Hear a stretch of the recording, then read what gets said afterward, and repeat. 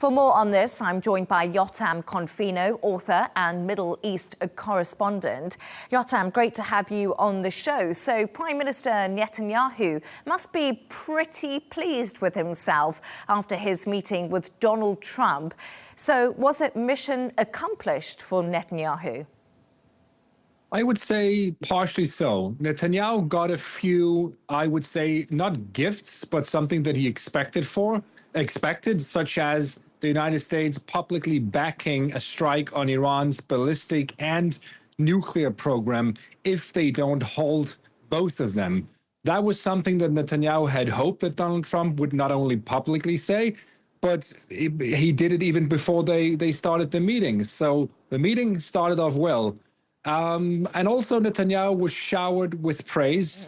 He said that Netanyahu is essentially the reason why Israel still exists today, because he's such a strong wartime leader. And he once again called on the president of Israel to pardon him in his corruption cases.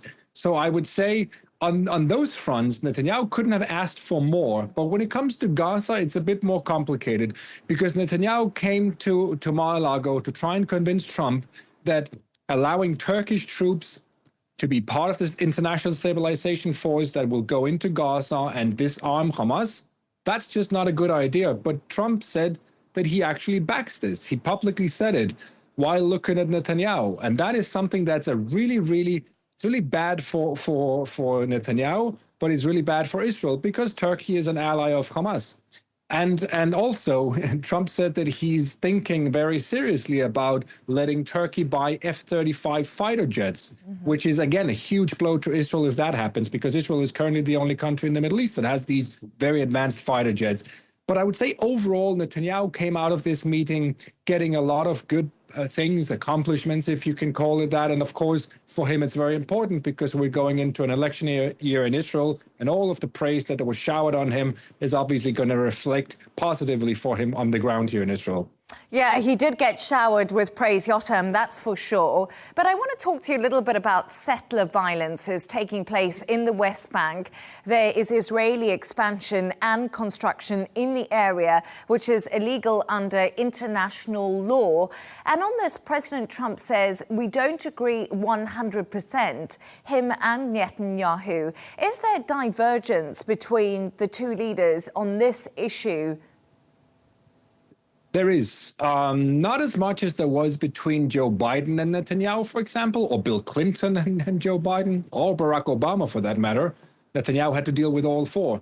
But Trump is not, he's not supportive of Israeli settlers going running amok in the West Bank, which they are. Hundreds of settlers in the past 2 years have treated the West Bank like the Wild West. They loot, they attack Palestinians, they kill Palestinians sometimes, they kill their sheep, they destroy parts of the West Bank with very few repercussions. This is obviously something that Donald Trump is not supporting, but he's also not, he's not telling Netanyahu that there will be harsh consequences if he doesn't rein it in. He's just not openly supporting Israel's settlement project. He also said that Israel can't annex the West Bank.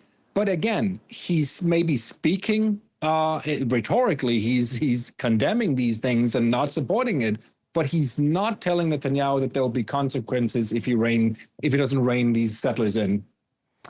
And the armed wing of Hamas has reiterated that it will not surrender its weapons as long as the Israeli occupation does remain. And I just wondered a little bit, is this main point of contention really a big threat to Donald Trump's ceasefire deal and, of course, to moving to phase 2 of the plan? It's the biggest obstacle. It's the biggest threat to the ceasefire, to the Palestinians, and it's a threat to Israel. The fact that Hamas is walking back on its promises to disarm is a major threat, because this means that there has to be an international stabilization force or the IDF, one of the two, have to go in and do it by force. And for now, we don't have any countries around the world that are eager to send their soldiers into Gaza and hunt Hamas in civilian areas, because they will experience the exact same thing that Israel did during 2 years of war with Hamas. They will have to find them in schools and hospitals, in all of these areas where Israel was hunting them down. That's what they're going to do. So Hamas is quite clever here, because they know that if they refuse to hand over the weapons, the likelihood of a international stabilization force doing it by force is very small, which means IDF will have to go in and attack Hamas again. And this sounds maybe very counterintuitive. Why would Hamas want that? Because Hamas is riding on a wave of anti-Israel sentiment around the world, and they know that another war between Israel and Hamas inside Gaza will make Israel even more isolated internationally than they already are.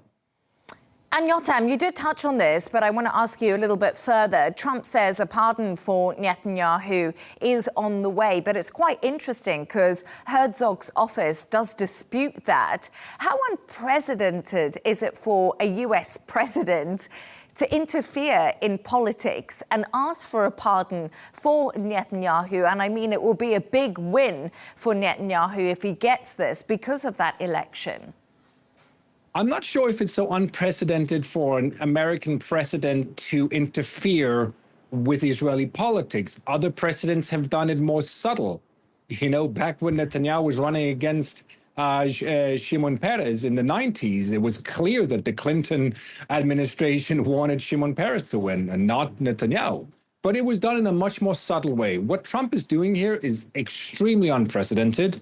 He's putting immense pressure on the Israeli president, who is now almost being shamed by Trump for not, acting quicker, or at least if he ends up not granting Netanyahu a pardon, he knows that he will probably face some rage from Donald Trump. It's very unprecedented. And I'm not sure that most Israelis like this. They do like Trump very much, but on this particular issue, I think that's my feeling, at least, when I speak to people, that he's out of order, that it's too much to start interfering with a corruption case like this. Well, Jotam, it's not like Donald Trump to be subtle, but Jotam Confino, thank you so much for joining us.